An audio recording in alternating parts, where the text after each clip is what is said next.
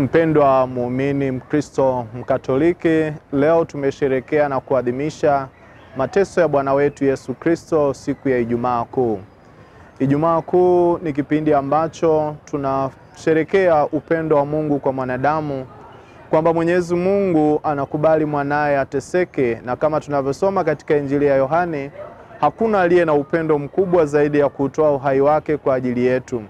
Ni kipindi ambacho tumealikwa kutafakari juu ya ubaya wa dhambi, sio kwa nia ya kukata tamaa, bali kwa nia ya kujirudi na kuacha maisha ya dhambi na kuishi maisha ya utakatifu, tukiwalika kila mmoja kufurahia kipindi hiki.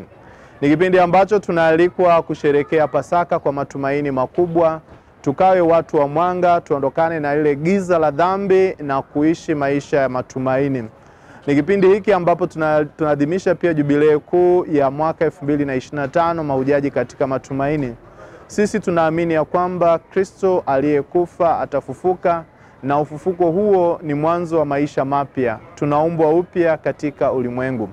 Kwa kuwa pia tunaenda kwenye kipindi cha uchaguzi mkuu katika nchi yetu, tunaalikwa kumwomba Kristo mfufuka aendelee kutujalia mwanga, matumaini, lakini pia atupe ujasiri na uthubutu wa kusimamia misingi ya haki, misingi ya ukweli, ili tuweze kunufaika sote katika taifa lililojengwa kwenye misingi ya amani. Kama tunavyojua, amani ni tunda la haki. Basi tudumu katika hilo, na ufufuko wa Kristo utaleta matumaini mapya kwetu sote kama taifa la Tanzania na ulimwengu mzima.